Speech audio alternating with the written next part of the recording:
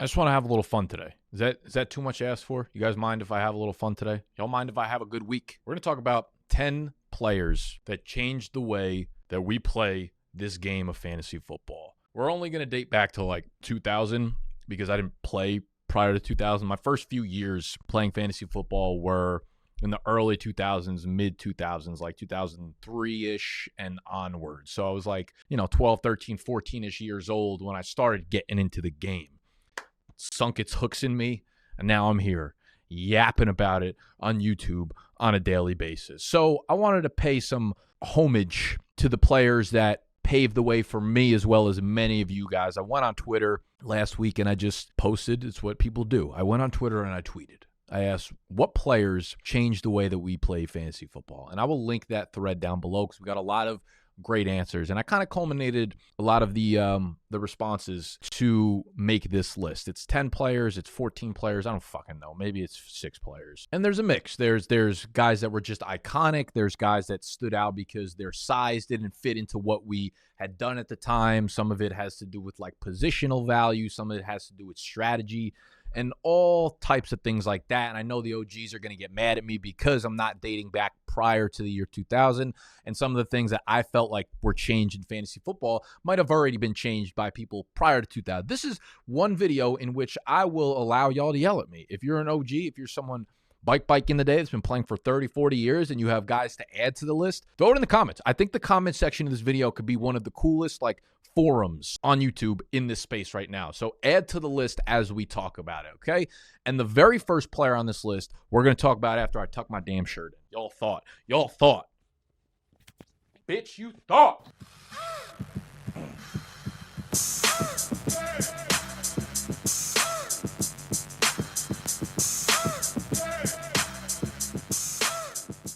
The very first player on this list, the first player that comes to mind when I think about standing out in fantasy football, the reason I play fantasy football, the reason I am an Atlanta Falcons fan is none other than Mike Vick. Legend, iconic, everything, okay? Probably my most frequently asked question. Anytime I open up a Q&A, an AMA, why are you a Falcons fan? I was born in Brooklyn, New York. I live in Manhattan right now. Why am I a Falcons fan? Because when I started watching football was the time when Michael Vick came into the league and he was the most electric athlete on the planet. He was must-watch football at the time. Fell in love with him and have just stuck with the Falcons since. That's why I'm a Falcons fan. He is half the reason I got into fantasy football to begin with. He is the first quarterback that ever ran for over 1,000 yards in a season. Now, if people who just started playing over the last 5 years went back and looked at Michael Vick's stats, it's a poor man's version of what Lamar Jackson gives us pretty much now. This is how things work, though. Over the years, over the 15, 20 years that things develop, athletes become bigger, stronger. There's a lot more information at hand, right? A lot more dietary information, a lot more workout information. We know now how important sleep is. We know now how important a lot of things are, plus a lot of new technology for recovery and all these types of things that make athletes. That's why comparing athletes from era to era is a fucking useless conversation to have. Any athlete that's dominating the sport now would be the best player of all time had they played 40 years ago in the body that they have now, because they wouldn't have had that same fucking body. This is how progression works in the human race, all right? So don't fucking come at me telling me Michael Vick is not a legend because his statistics aren't up there. They were there at the time. God damn it. And then keto was invented. Still to this day, Michael Vick's 6,109 rushing yards, most of all NFL quarterbacks in a career of all time. Will obviously be snapped eventually. Lamar Jackson, Justin Fields, one of those guys will break it. But for right now, the GOAT. After his big rushing seasons, you fucking better believe he was a top 5 pick in one quarterback leagues. Was it a good pick? Absolutely not. But he changed the way we looked at rushing quarterbacks. He changed the way we looked at players at that position. And he changed the way NFL GMs looked at players at the position. Next guy up on this list is Wes Welker. We got a lot of tweets about Wes Welker and how he basically became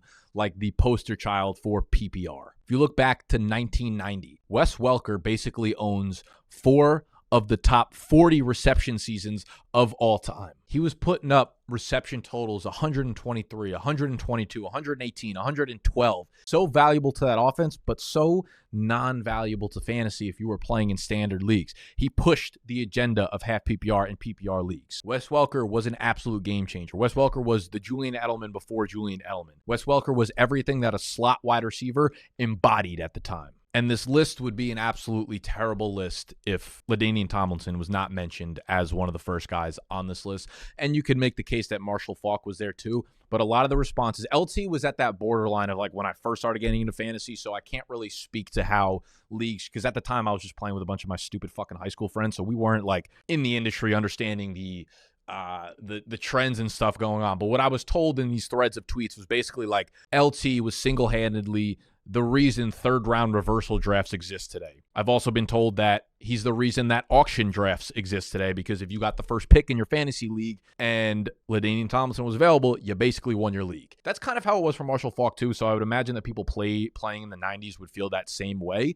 But just to give you some context, if you are someone who has only played fantasy the last like 5 or even 10 years and didn't watch football dating back to like the early 2000s, LaDainian Tomlinson as a rookie put up over 1,600 yards from scrimmage and scored 10 touchdowns, and that would be his worst season of the next 7 seasons. The next year, 2,100 yards, 15 touchdowns. The year after that, 2,300 yards, 17 touchdowns. The year after that, 1,700 yards, 18 touchdowns. The year after that, 1,800 yards, 20 touchdowns, and one of the most iconic seasons of all time, 2,300 yards and 31 touchdowns. Imagine drafting a player in today's fantasy football world and they scored 31 touchdowns for you. Like, we thought C-Mac and Todd Gurley were dominant over the last 5 years. LaDainian Tomlinson was on a level that cannot be comprehended by the fucking Excel sheet nerds in the industry today. So I cannot verify whether or not he was the reason that auction drafts and third-round reversals exist, but there is no chance in hell that I would deny that. That era actually was just like a workhorse era. If you go back at the stats and look at like rushing production, it's on a steady decline in terms of just like workhorse roles. Because you look at like Marshall Faulk, LaDainian Tomlinson, Priest Holmes, like the amount of work that these guys got in the early 2000s, it was like if you weren't putting up 20 touchdowns a year at that point, you weren't really that good of a workhorse. Now, if someone puts up a 20 touchdown season, they are without a doubt clear the 101 for the following year. I got a lot of responses on that thread about Travis Kelce. The question I was asking was not who are some awesome fantasy players over the last 10 years. It was who changed the game. There were Travis Kelce's before Travis Kelce's existed, and they were Antonio Gates, they were Tony Gonzalez, they were Rob Gronkowski. And the impact that they made, those guys made people draft tight ends in the first round. When everybody else faded the position, these were some of the guys that came in and actually forced first-round tight ends to be drafted. So Kelce, yes, he's been phenomenal for the last, 6-7 years of his career, and will go down as one of, if not the GOAT statistically when all is said and done. But these guys did what Kelce did before them. And there might even be dudes before that also did it, but these ones were the ones during my lifetime that really made you think differently about the tight end position. Speaking of the tight end position, hybrid players, man. Anyone who's played the last few years, like Taysom Hill deserves his own slot on. I lost a fucking playoff game in a dynasty league one year because some asshole was able to put Taysom Hill in the tight end spot when he was starting quarterback games for the New Orleans Saints. And he put up obviously like 35 points that game. Lost my playoff spot because of that fucking start he had. Taysom Hill changed the way that people drafted him, but there were hybrid players before him. Ty Montgomery, Marcus Colston, CJ Spiller even got a hybrid label, Joe Webb. So these were dudes that some platforms, Yahoo, ESPN, gave the wide receiver / running back or wide receiver / tight end or quarterback / tight end labels and changed the way that we might look at a guy, right? Because he's not as valuable if he's just a running back. But now, if you could put a 10-carry, 3-catch running back into your wide receiver slot, now we talking. I think Darren Sproles and Danny Woodhead deserve a spot on this list. They were kind of like the Wes Welker of running backs, where they were fine on the ground, but they basically forced people to start moving their leagues to half PPR and PPR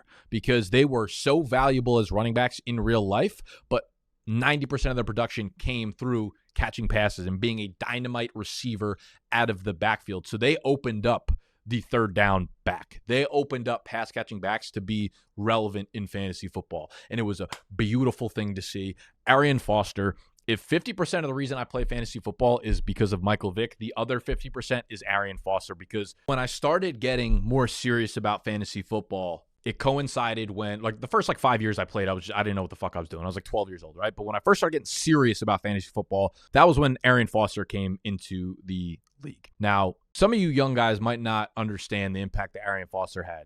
This dude was 6'1", 230 pounds. He went undrafted in the NFL draft. His rookie year, he only played 6 games, 3 touchdowns, 350 yards. His sophomore year, for the Houston Texans, he played all 16 games, 2,200 yards from scrimmage, 18 touchdowns, 84 targets, 66 catches. The next year, 1,800 yards from scrimmage, 12 touchdowns. The next year, 1,600 yards from scrimmage, 17 touchdowns. This guy opened the door to undrafted free agent running backs. This guy opened the door to understand the prototype of a player regardless of draft capital. This guy opened up the door to look at different things that you might look for in a fantasy player. Arian Foster, I remember picking him up before that sophomore year, right before the season started, and he's the reason why I thought I was good at fantasy football. I wasn't at the time, but he's probably the reason I make YouTube videos to this day. To this day!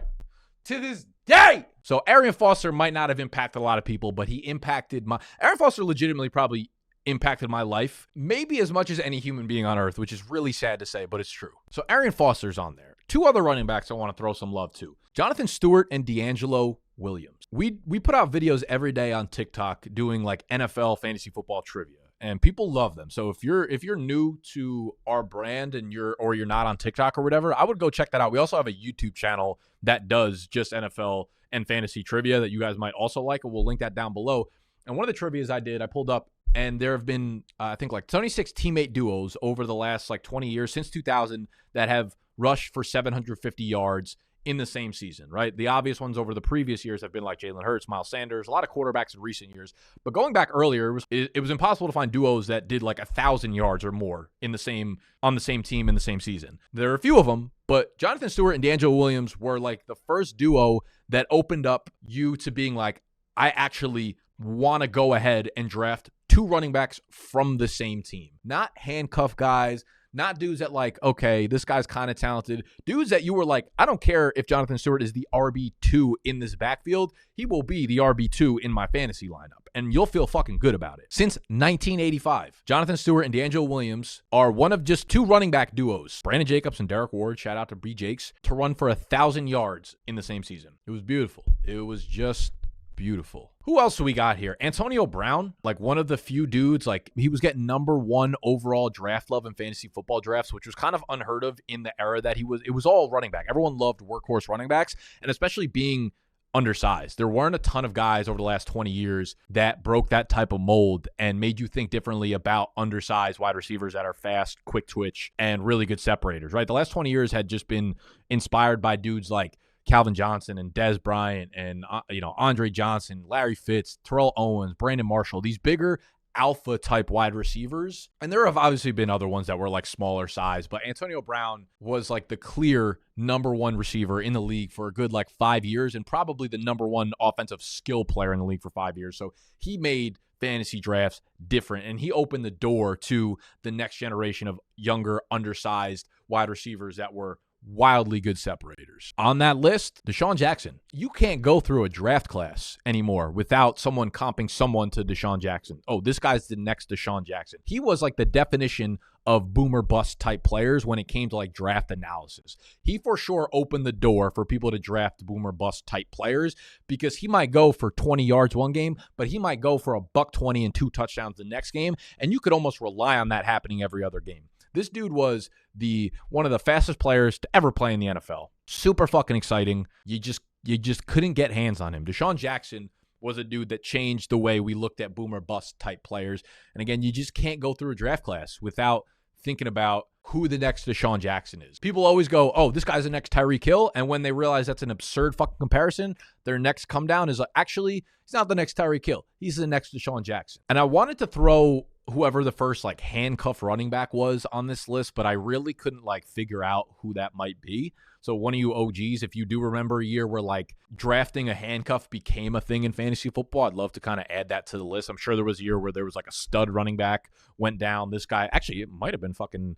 Jonathan Stewart, D'Angelo Williams. But regardless, handcuffs became a thing at one point where you wanted to, have insurance or security behind your stud running back. And I think those are like the main guys I wanted to get on the list. We could definitely have some honorable mentions. Someone in the Twitter thread mentioned Tom Brady and Randy Moss as it relates to like stacking teammates. I don't think a lot of people like to stack. They always thought that it was like, okay, if you pick two players from the same team, that gets really risky because if they're bad, then your team just does really, really, really bad. But the upside of having a stack is obviously what they did in 2007 together. If you stack those two together, you got 73 fucking touchdowns and 6,300 yards between those two. And I'm sure they're not like, obviously people were probably stacking before that. I'm sure there were quarterback duos with wide receiver duos that were stacked. But in terms of like really capturing the upside statistically of stacking two players together, Brady Moss, I can't imagine there were a lot that came before these two that you wanted together on the same team. And now I can't fucking draft teams without thinking of stacking players. I think Jerome Bettis could get his way onto just like a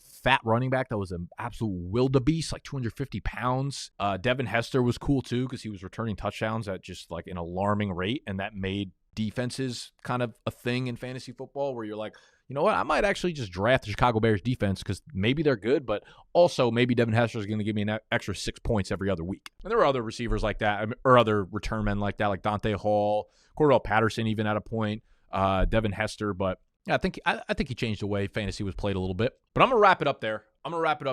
I hope you guys enjoyed this video. It was kind of fun to make. And if you have any other players that you want to add to this list, drop them in the comments down below. Let's yell at each other, but let's spread some positivity first, and y'all can do that by hitting the thumbs up button and subscribing to the channel. If you are new here, we're doing new videos pretty much every single day. Again, go check out the other YouTube channel as well as our TikTok, the BDGE NFL Trivia, link down below.